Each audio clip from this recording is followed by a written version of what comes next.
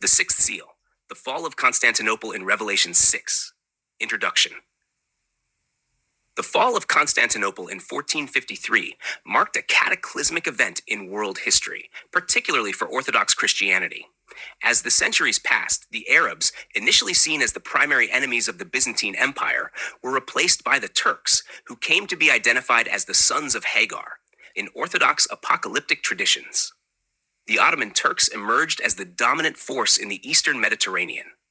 Their conquest of the seven-hilled city, Constantinople, was seen as the fulfillment of dire prophecies found in Christian eschatological texts.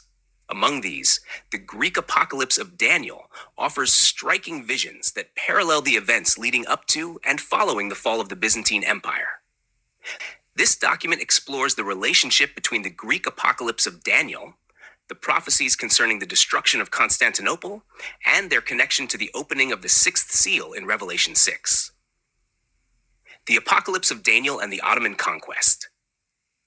The Greek Apocalypse of Daniel, a pseudepigraphal work, describes the fate of the Romans, Byzantines, in apocalyptic terms. One of the key passages reads, "When you hear of wars and rumors of wars, nation will fight against nation, and kingdom against kingdom, earthquakes, plagues, and deviations of stars. Then the bush which restrains the sons of Hagar will dry up." Greek Apocalypse of Daniel. This passage echoes Matthew 24, 6-7, and Mark 13, verse 7-8, emphasizing the political and natural upheavals preceding the final destruction. The sons of Hagar are a clear reference to the Islamic conquerors, particularly the Ottomans, who waged war against the Christian empire. The prophecy continues, "And 3 sons of Hagar will go forth into Great Babylonia, whose names are Uach, Axiaphar, and Morphosar. And Ishmael will come down to the region of the land of swift passage, and he will establish his camp in Chalcedon across from Byzantium." This reference to Chalcedon, just across the Bosporus from Constantinople, aligns with historical reality. The Ottoman siege of Constantinople involved encampments at strategic locations surrounding the city, much like the scenario described in the text. The prophecy further states, "And he will spill Roman blood, and will come to the region of Persia, the Galilean country, the Armenian border, and the city of Trebizond. And he will massacre male children from 2 and 3 years old and younger, and he will consume them by the sword." This apocalyptic vision describes widespread devastation, mirroring the Ottoman expansion across Anatolia and into the Balkans. The fall of Trebizond in 1461 and the brutal treatment of Christian populations under Ottoman rule resonate with this prophecy. The sixth seal and the fall of Constantinople. In Revelation 6:12-17, the opening of the sixth seal unleashes catastrophic events. "And I beheld when he had opened the sixth seal, and, lo, there was a great earthquake, and the sun became black as sackcloth of hair, and the moon became as blood, and the stars of heaven fell unto the earth, even as a fig tree casteth her untimely figs, when she is shaken of a mighty wind." Revelation 6:12-13. The description of the darkened sun and the blood-red moon corresponds with the ominous omens reported before the fall of Constantinople. Byzantine chroniclers recorded strange celestial signs, including a partial lunar eclipse on May 22, 1453, just days before the final Ottoman assault. This celestial disturbance was seen as a divine warning of the city's imminent doom. The Apocalypse of Daniel also describes a moment of terror among the Christian rulers of Byzantium. "And conferring, they will say among themselves, Come, let us make a bridge in the sea with boats, and transport horses for ourselves to Byzantium, the seven-hilled city. But the rulers of the Romans and the magnates of the seven-hilled city will flee to the glens of the mountains. And there will be fear and affliction, and there will be much necessity of the mountains." This passage aligns with Revelation 6:15-16.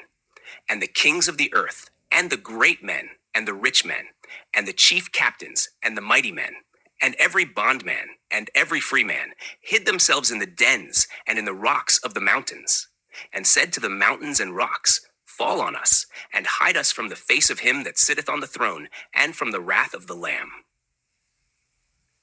The imagery of rulers fleeing and seeking refuge in the mountains mirrors the desperate flight of Byzantine elites and nobility as the Ottomans breached the walls of Constantinople.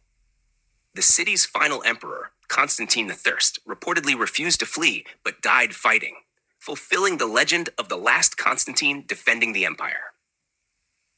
The Russian and Greek response to the fall of Constantinople.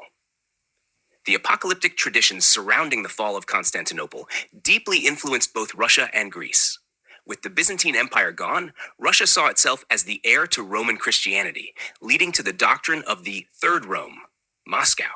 The Russian czars adopted the imperial title, continuing the legacy of Christian Rome.